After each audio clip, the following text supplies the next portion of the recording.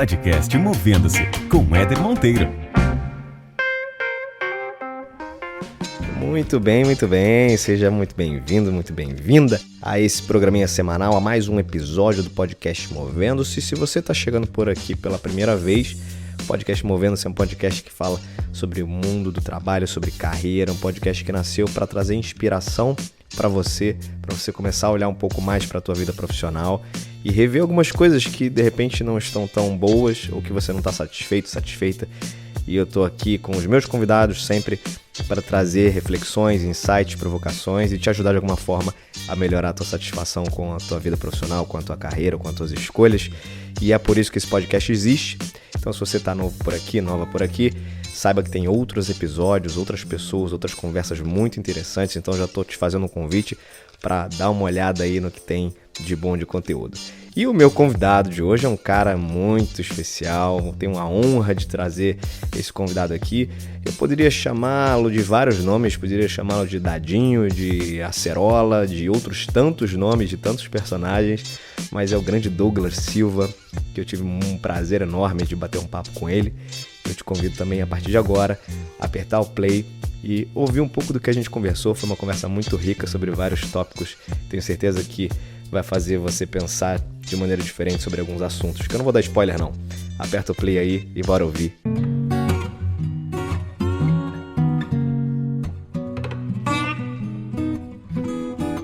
Eu tenho a honra de trazer um talentosíssimo que eu já queria agradecer de antemão a disponibilidade dele de topar esse convite, de bater um papo com todo mundo que ouve esse podcast, que é o Douglas. Douglas Silva, meu camarada, super obrigado de verdade pela tua disponibilidade em trocar essa ideia aqui comigo e com todo mundo que ouve o podcast Movendo-se. Eu que agradeço o convite, né, e de estar participando de uma coisa nova, né? Eu nunca pensei que eu fosse participar de um podcast e faria alguma coisa do gênero, né? É bom, né? Legal, aí tá vendo? Sempre tem uma primeira vez na vida, cara. Que bom Muito que você tá estreando justamente aqui no podcast Movendo-se, é um prazer enorme ter você aqui. E cara, você é um cara que já é super conhecido aí pelo teu talento nas telinhas, mas acho que é muito bacana a gente poder contar um pouco aqui da tua história e depois falar um pouco sobre carreira. Você tá com qual idade hoje, Douglas? Eu tenho 31 anos de idade. Tá com 31, cara. O tempo passa, hein, meu velho? Passa rápido, um piscar de olhos. Cara, e você começou a tua vida, a tua carreira, a tua projeção toda começou lá atrás no filme Cidade de Deus, um clássico com indicação pro Oscar, baita filme nacional do Fernando Meirelles. E você tinha o quê? 12, 13 anos naquela época? Não, então, cara, essa informação, ela tem um pouquinho de verdade, né? Só que eu não comecei no Cidade de Deus, né? No Cidade de Deus me deu notoriedade. Eu comecei fazendo um curta-metragem para o Brava Gente, em 99 e 2000, passou na Globo, e o curta-metragem se chamava Palace 2. E aí foi até onde surgiu o Acerola e Laranjinha. Esse foi meu primeiro trabalho na TV, cara. Que maneiro, cara. E aí tem gente que sabe, só que não sabe a época que passou. Sim. Mas vê que eu sou muito novinho, né? Na verdade, sou um pouquinho... um ano mais novo que o Dadinho, né? O Acerola tá um ano mais novo que o Dadinho.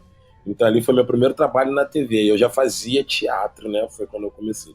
Mas o meu primeiro trabalho na televisão, assim, foi o Palace 2.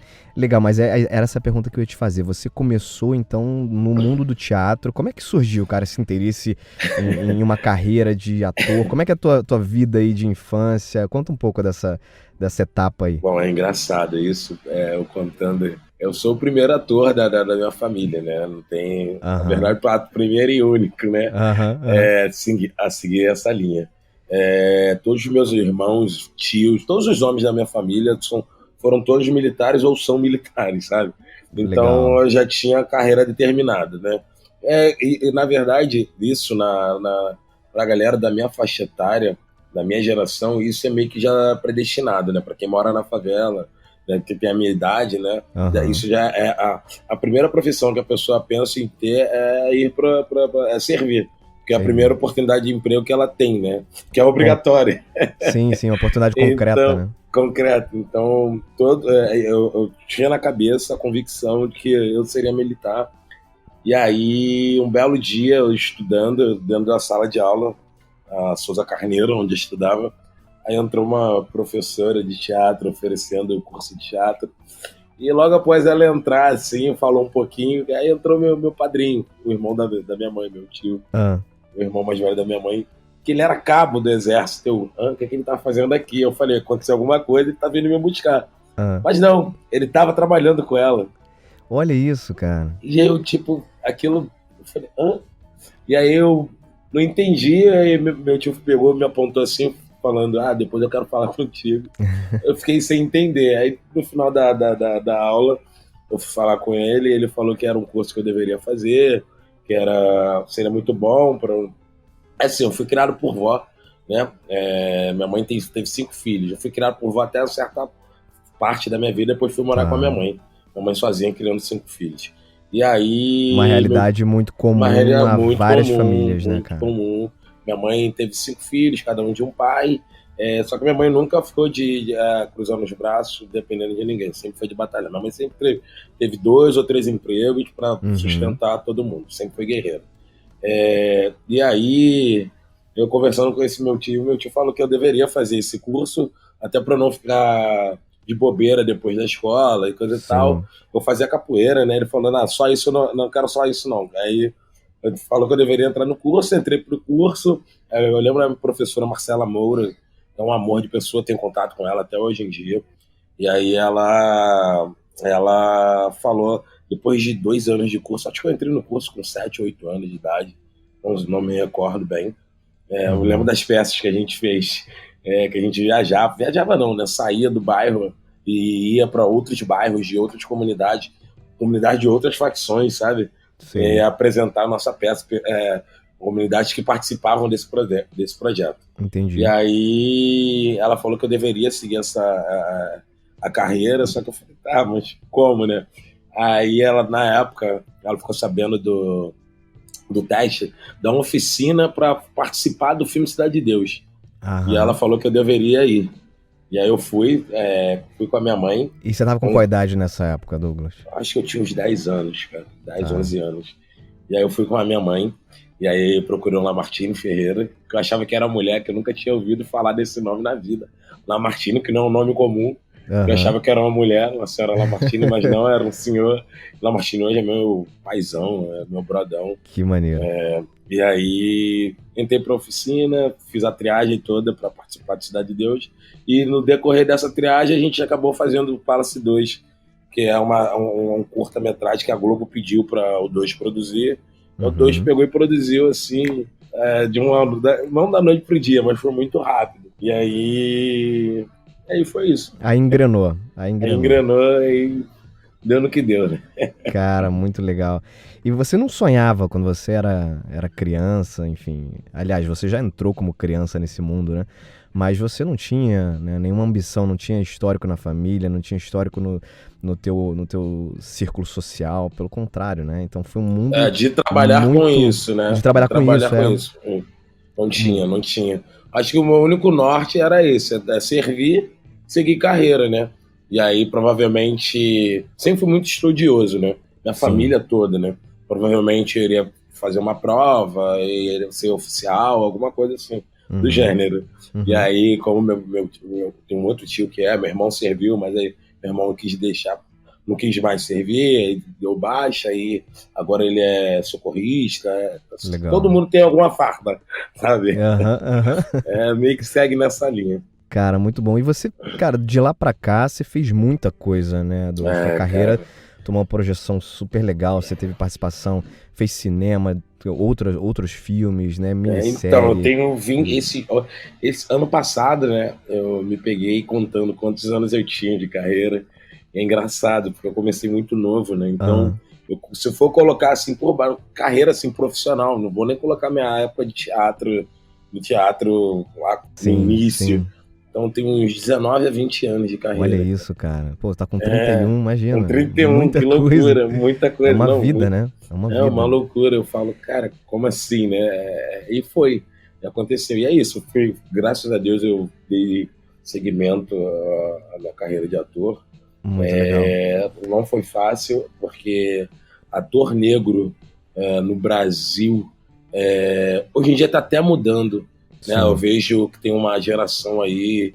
É engraçado, porque eu me enquadro nessa geração, porque essa geração, a galera de 90, sabe? Meio que 90 pra cá, não 2000, mas de 90, geração de 90 pra cá, a galera jovem aí, que estão trabalhando, são negros, e eu vejo na televisão, isso dá maior orgulho, né? É verdade.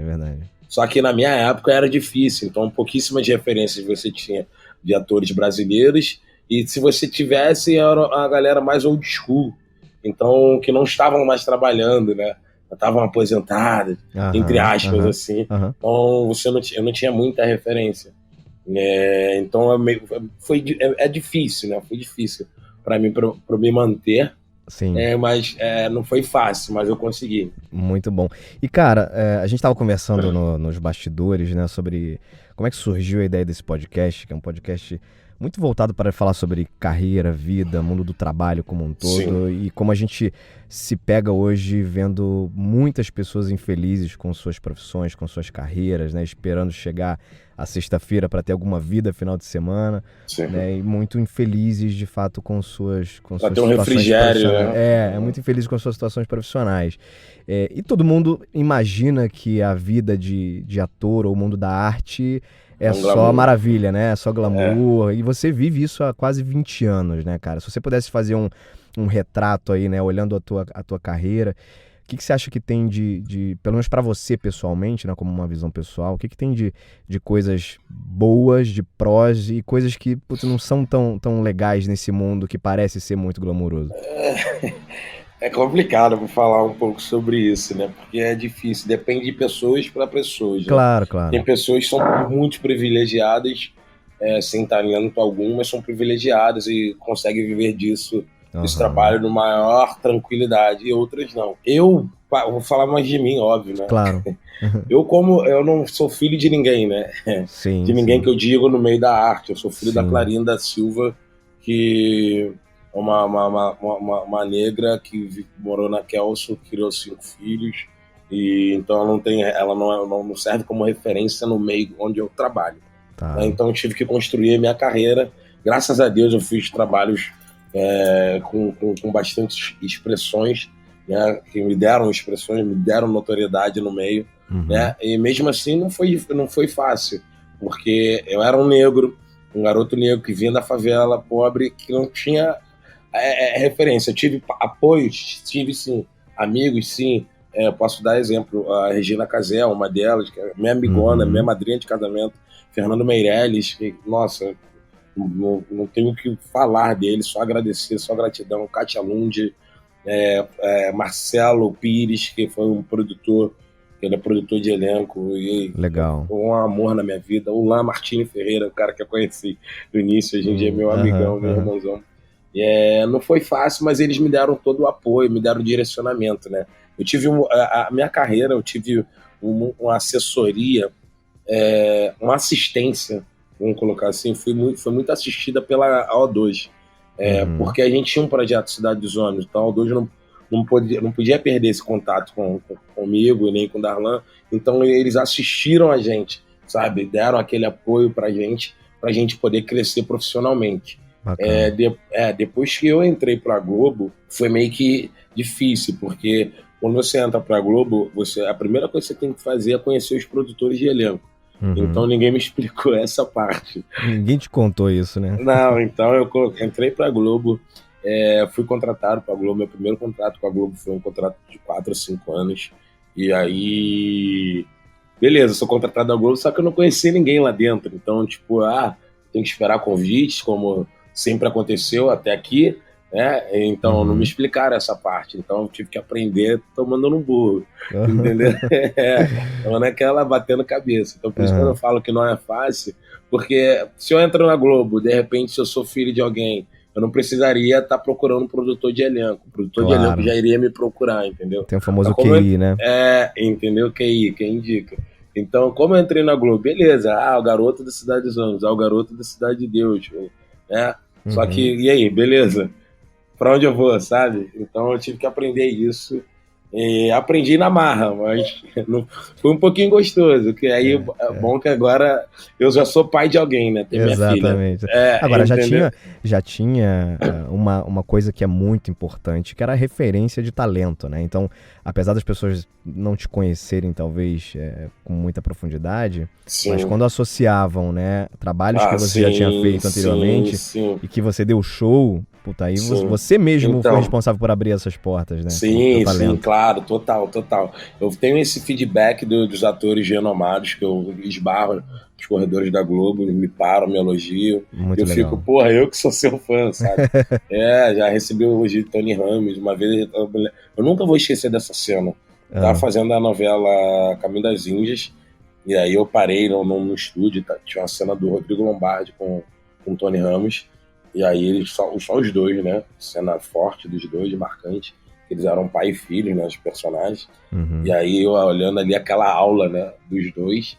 E aí terminaram assim, a cena, aí, pô, deram passagem pra eles passarem assim. Eu, lógico, me encostei ali no canto. Aí passou o Tony Ramos e o Rodrigo Lombardi. Pô, o Tony Ramos parou na minha frente e me elogiou.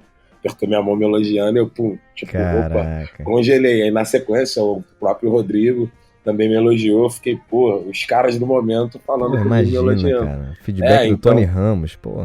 Então já tive dele, do Fagundes, já tive a oportunidade de trabalhar com o Fagundes, Estênio Garcia, eles também a mesma coisa, então, tipo, gratificante, né? Mas às vezes você fica, será que é isso mesmo? Será que é isso, né?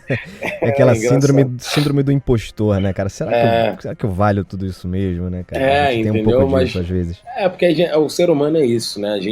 Acho que eu sou o maior crítico da minha vida.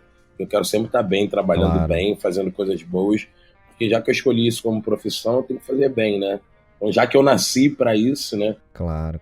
Eu tenho que fazer bem, até porque eu quero deixar isso como exemplo para minha filha, para minha esposa, para meus filhos, né? Agora eu vou ser pai de novo. Então, vai ser de novo? Pô, parabéns, cara. Minha esposa a pequena tá com quantos anos aqui? Tá com 8 anos. Como que ela chama? Maria Flor. Maria Flor, lindo nome. 8 anos. E aí vem o segundo aí, ou a segunda, né? Muito então, bom. Tem que deixar exemplos aí para eles, né? Agora, é aquilo, né, que eu disse no início da nossa conversa, meus filhos agora são filhos de alguém, né? Querendo ou não, eu dei um sobrenome para eles. Com certeza. Entendeu? Eu falo, eu sou o primeiro da geração da minha família, então, beleza, como que eu deixo um legado aí para eles se orgulharem, se eles escolherem isso como profissão, né? A Maria já falou que não, né? Mas, sei lá, né? Tá novinha ainda, vai que, né? Mas o sonho dela é ser pediatra. Olha que legal. Mó doideira. Queria ser médica, agora ela se especializou em pediatria. Quer ser pediatra. E, cara, assim, você é um cara que certamente corre muito atrás, né? E essa profissão, como a gente tava falando, tem um lado duro dela que as pessoas não enxergam, né, cara? Você tem que batalhar, você tem que estudar. Eu falei muito sobre isso com o Marcos, né? O Marcos Montenegro. Para quem não conhece, o Marcos é um dos grandes reveladores de talentos aí. É meu empresário, tá, gente? Empresário, inclusive, do Douglas. E tem um episódio com o Marcos lá, episódio 13, que ele fala um pouco dessa vida do ator, né? O que tá por trás dos bastidores. E que, cara, é uma profissão como outra qualquer. Você tem que se aprofundar, se especializar, estudar. Tem que decorar texto pra caramba. Então não tem só o lado... Não é fácil, não é. O glamour, não tem. Não é. Eu, por exemplo, eu fiz uma série agora da Netflix chamada Samantha, com a Emanuela Araújo, a série que é do Felipe Braga, da produtora do Los Bragas, e aí, no qual eu era um dos principais, né? Eu era casado com o meu personagem chamava Dodói, que era casado com a Samantha. Tá. E, cara, eram textos diretos, eram bifões, era tipo de segunda a sexta trabalhando direto, 12 horas por dia, aquela relação, e tipo, você não tem tempo para estar resfriado, você não tem tempo. Eu me lembro de um final de semana que eu perdi a voz, e eu fiquei, tipo, eu sou carioca, né? Então aqui até no inverno faz calor pra caramba. São Paulo não. São Paulo você passa pelas 4 estações em um dia só. E aí eu nesse período em São Paulo, e aí um final de semana, foi até um final de semana do aniversário da Manu, e cara, eu perdi e fiquei sem voz. Eu acordei domingo sem voz, eu falei, vai melhorar na segunda-feira. Não, segunda-feira eu fiquei ferrado. Eu tive que entrar na base de anti-inflamatório, antibiótico. Tipo, melhorar. Então, tipo, Caramba. E pior não é isso, é pior você ter aquela sensação de estar no estúdio, sabe? No estúdio, tipo, caraca, eu tinha que estar fazendo a minha parte, eu não posso, estou impossibilitado porque eu não tenho saúde para estar fazendo isso. Claro. Ou seja, não é só glamour, sabe? Tem essas pancadinhas aí que é sinistras. Então, no período que você está trabalhando, você tem que estar totalmente focado naquilo, recluso de tudo, de todas as farras possíveis, de todos os encontros para estar focado no trabalho, né, cara? Então é isso. E toda profissão tem isso, né, Douglas? Assim, cara, toda atividade que a gente for fazer, para quem já acompanha o podcast Movendo, você já deve ter ouvido esse exemplo que eu vou dar agora, mas é um exemplo que eu acho que ilustra muito isso, né? Porque não existe só coisas legais para se fazer numa atividade de trabalho. Eu costumo usar o exemplo de fazer churrasco. Eu me amarro em fazer churrasco, cara. Gosto muito de fazer churrasco. E desde comprar carne, cortar, botar pra assar, servir as pessoas, gosto que as pessoas comam. Sim, mas, cara, sim. tem uma etapa desse processo que eu não suporto, que é lavar espeto e grelha depois. É chato. Chato demais, cara. Mas, cara, faz parte do processo. Agora, 90% dele foi super prazeroso, né? Então, até nessa atividade, que é uma atividade super corriqueira e prazerosa, tem um lado que não é um lado bom, cara. Isso vai ter em qualquer... Então, às vezes a gente pega gente que, tá insatisfeita com alguma coisa. Então, tenta analisar o todo do que você faz hoje e ver se, de fato, nessa balança pesa mais coisas que não te agradam do que coisas que te agradam. Acho que essa é uma análise super importante que todo mundo precisa fazer, né? Sim, total. Cabe em cada profissão, né, cara? Cada profissão, cara. É. E olha só, você tocou num ponto super interessante aí há um tempinho atrás da nossa conversa, que foi o fato de você ser de uma geração nova de atores negros, que começou a mudar também um pouco da dinâmica do cenário das artes no Brasil, né, do ponto de vista de representatividade, de referência. E isso acontece também no mundo corporativo, no mundo tradicional, das empresas e tudo mais. E a gente vê, cara, eu como venho muito dessa área, tenho essa história de mundo corporativo, ainda vejo que tem muito preconceito, ainda que velado, né, em relação a questões raciais, né, e principalmente a representatividade, né? É muito pouco, você vê muito poucos negros, por exemplo, em posições de liderança, em posições de destaque. Sim. Hoje em dia hoje em dia a gente vê muito mais, né? Hoje, se você for parar para perguntar, me fala um ator negro e brasileiro que é da atualidade, né, entre aspas, né, já está um tempo trabalhando, que você acha que te representa. Todo mundo vai falar Lázaro Ramos. É o primeiro que vem na cabeça, porque sim, batalhou, tá ali na telinha, foi um apresentador negro, teve um programa dele na Globo, então, tipo, representou a gente, deu voz à nossa comunidade negra. E hoje em dia, eu tô até trabalhando na novela chamada Amor de Mãe, e onde eu vejo em cada setor, em cada núcleo, na verdade, da novela, tem um negro. Coisa que você não via. Não, você não via isso em hipótese alguma. Eu não vi isso. Nas épocas de novela, ou o negro, ou ele era... Eu voltei a assistir a novela agora, porque eu tô trabalhando nela. Ou o negro, ele era um motorista, ou era uma faxineira, ou se você quisesse ver negros também numa novela, onde a maioria, né, seriam negros, só de época. Falando sobre escravos, aí, nossa, aí tinha demais, entendeu? Aí, uma novela falando da atualidade e assuntos atuais, onde tem negros em cada setor. Tem uma atleta, tem uma advogada, tem eu que sou bandido, tem um policial, que essa é a realidade da nossa sociedade. É verdade. Os negros no Brasil, acho que representam 50%, se eu não me engano, 51% da população, entre negros e pardos, entendeu?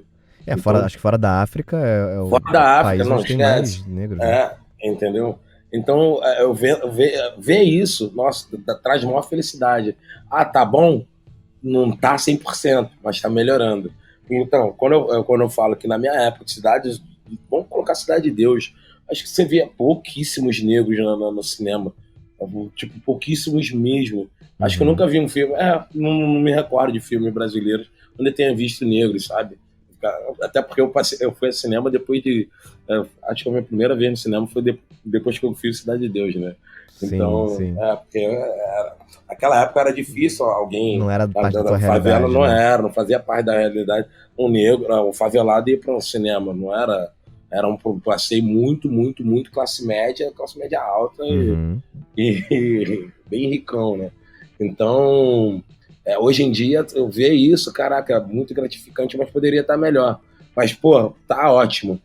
Esse final de ano eu vi o especial de Natal com a família toda negra. Eu falei, nossa, que lindo, que sonho. Quando que alguém poderia imaginar? Não, nossa, a Globo. Eu falei, não, beleza, quando que poderia imaginar isso, né?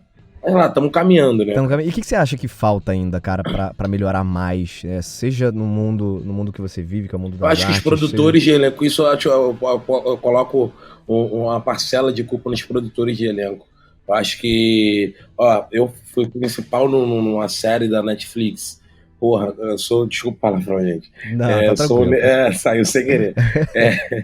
Eu sou negro. Cara, precisou um veículo de fora, do exterior chegar aqui, porque o veículo não tem essa visão. Ator é ator, sabe? Não é porque um ator negro pesa menos do que um ator branco, ou sabe? Porque ele tem um perfil que moldaram, que é o galã, sabe? Não tem isso. Acho que cabe muito dos produtores de elenco, sabe? Existem vários atores negros que são lindos, maravilhosos, que poderiam estar fazendo, que teriam estariam aptos a exercer a mesma função, a mesma função do que o ator principal branco está fazendo ali. Eu acho que se colocasse o cara negro naquele papel, o cara iria fazer lindamente, da mesma forma, sabe? Não é porque ele tem olhos claros, o cabelo liso, que ele, sabe, vai vender uma coisa melhor, não sei, sabe? Acho que isso eu tenho uma parcela de culpa dos produtores de elenco. Essa é a minha visão, sabe? Posso estar enganado. E dentro desse universo são os produtores de elenco, dentro do mundo corporativo são, de repente, as pessoas que selecionam novos candidatos. Cada área tem o seu público que, eventualmente, tem um certo estereótipo na cabeça, né? E existe já uma evolução muito legal nesse sentido. Você tem muitas empresas hoje que fazem o que chamam de seleção às cegas, né? Selecionam as pessoas, né, pelo menos numa primeira fase de um processo seletivo, basicamente pelas competências, né, que são apresentadas ali, por exemplo, num currículo, e aí não quer saber o nome, não quer saber o gênero, não quer saber a cor, não quer saber de nada, quer saber o que essa pessoa pode entregar de valor para aquela organização, que é um pouco do que você estava falando, cara. Assim, se o ator tem talento, qualquer papel lhe cabe, né? Isso aí. Qualquer papel lhe cabe. Eu sempre converso com a minha esposa. Eu assisto muito Netflix. Então, mas eu assisto a Netflix, mas produzo séries da Espanha, séries da Ucrânia, em vários lugares, né? Lógico, tem países que você vê que não tem negro. Óbvio, não vou exigir. Mas é muito mais difícil, né? Mas, pô, eu vejo, assim, tantas produções onde tem exemplos. Tô vendo uma série... agora eu já mudei já a série, mas não vou citar nomes aqui, que eu não vou me recordar, mas eu sempre tô conversando com ela, falei, caraca, olha essa série, olha quem é o chefe da série, o chefe dos agentes de não sei o que lá, é um cara negro que é o diretor do FBI, é um cara negro que é o juiz que não sei o que lá, é o cara negro que é o presidente. Fala, pô, por que aqui não é assim, né, cara? Por que não, sabe? Porque, não sei por que tá tão longe assim, entende? Aí eu vou cair sempre naquela minha questão. Acho que os produtores de elenco poderiam olhar um pouquinho mais para isso, para tá mudando isso. Tá mudando, mas poderia estar melhor. Meu camarada, é o seguinte, mudando o rumo do nosso bate-papo aqui, uma pergunta clássica já no podcast Movendo-se. Se você pudesse escolher, convidar alguma pessoa para tomar um café, almoçar, enfim, ter algum bate-papo, uma personalidade que seja viva ou não, quem você convidaria, cara? Por que você convidaria essa pessoa? Que tipo de pergunta você aproveitaria para fazer para essa pessoa? Olha, eu convidaria o Kid Mumu, o Mussum. Olha aí, Porra, saudoso. Esse foi saudoso Mussum, esse foi uma referência para mim em muitas coisas. É um cara pelo que eu vi dele, né? Não vivo, que eu não peguei ele vivo, mas as histórias dele, é um cara muito completo e era Sem dele. dúvida. O cara nasceu para isso, né? Acho que, lógico que ninguém merece morrer, mas ele era um cara que deveria ser eterno aí, sei lá, sabe? Se pessoas pudessem escolher quem poderia ser imortal, acho que esse era um cara. Ele é imortal, óbvio, né, nas nossas memórias, mas fisicamente acho que esse seria o cara. E eu ia perguntar para ele o que inspirava ele, sabe? Para ele ser daquele jeito. Eu tive a oportunidade de trabalhar com Renato Aragão, e com Renato Aragão, com Dedé Santana, com Sargento Pincel, Sargento Pincel. Muito bom. E aí eu pude tirar um pouco dessa minha curiosidade, né? Por eu ser negro e ele ser uma referência, e os caras viveram com ele, né? Eu pude perguntar muitas coisas para eles e eles sempre me contaram só coisas boas, histórias boas, que estarão guardadas comigo na memória aqui. Que maneiro. Coisas, relatos deles pessoais, sabe? É muito bom, muito bom. Ele fez parte da minha infância também, cara. Eu tô com 37 hoje, fez parte da minha infância. Pai do meu irmão, Sandro Gomes, grande Sandrão, que tá agora, de certa forma, tá eternizado agora na cerveja, né? Tem a Cacildes aí. Sim, Cacildes. Todas as cervejas aí. É um amigo. É isso aí, cara, mas foi um cara talentosíssimo, realmente. Sim, muito. Inclusive, eu passei a trabalhar com o Renato Aragão através de uma pergunta dessa, parecida, né? Perguntaram quem eu me inspirava. Eu falei, cara, o Mussum não tinha como não se inspirar nele, não tinha como não ter ele como referência. E aí um diretor, isso foi numa palestra, um diretor, o Figueiredo, Marquinhos Figueiredo, estava nessa palestra, e aí ele, sério mesmo? Aí eu saí, terminei a palestra, fui embora. Aí esse diretor foi atrás do meu contato para me convidar para trabalhar com o Renato Aragão. Muito legal. E aí foi onde eu fiquei trabalhando uns 4 anos, assim. O Mussum era cantor, compositor, tocava instrumento, era ator. Ele era tudo. O cara era ator, dançarino. Comediante. Dançarino. Não, ele era... Completo pra caramba. Esse era o artista. Isso aí. Ele era o artista. Show de bola, cara. Excelente sugestão aí. Também convidaria.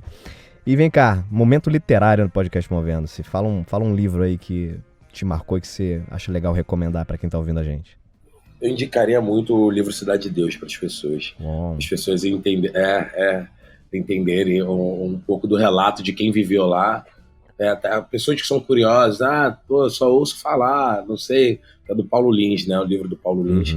Eu indicaria muito esse livro. Mudou muito a visão de muitos amigos meus que não tinham a noção do que era uma favela, dos relatos que aconteciam dentro de uma comunidade. Não é um livro que retrata o filme, né? Ele tem... Não retrata independente o filme. É super independente, isso. Muito bom, legal, cara. Boa dica. Vou procurar.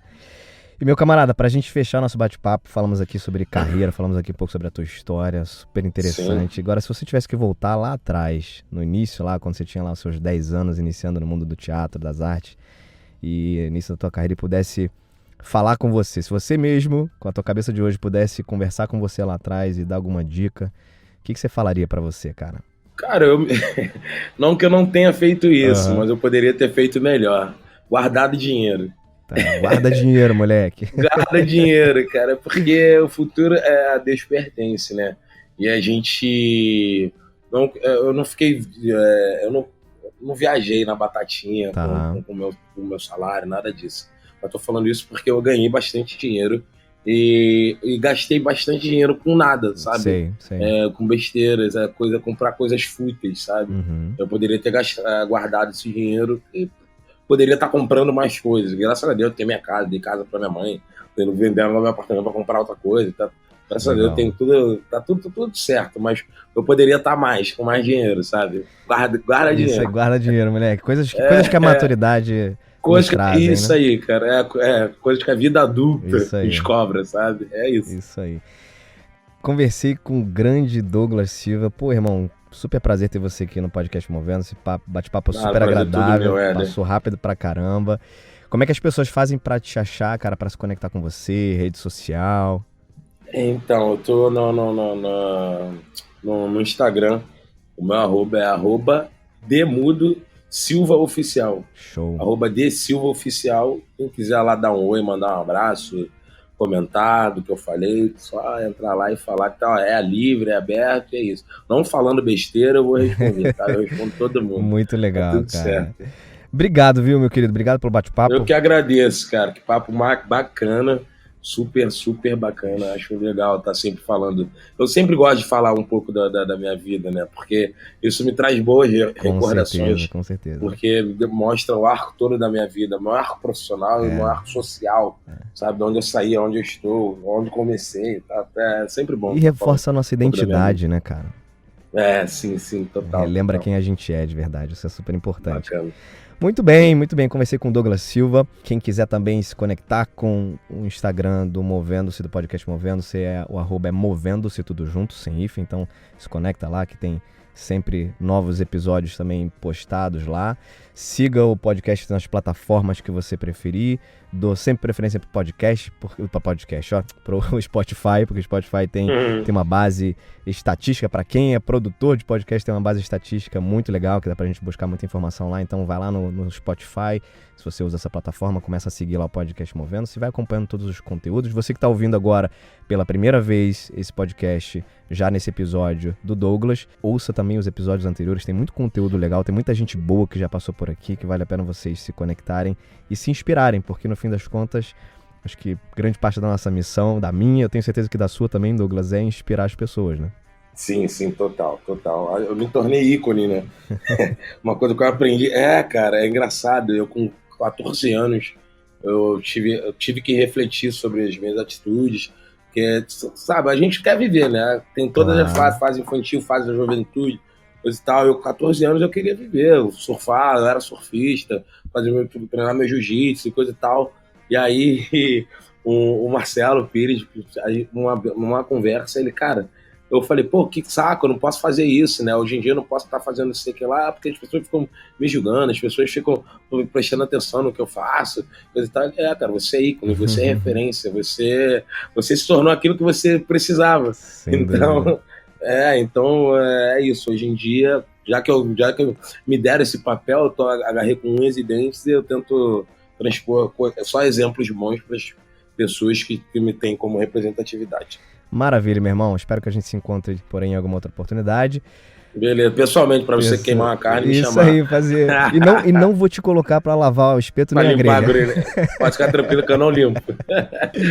Valeu, é isso aí, irmão. Galera. Falei aqui com o Douglas. Prazerzaço. Continue acompanhando o podcast Movendo-se. Beijos e abraços. Até mais.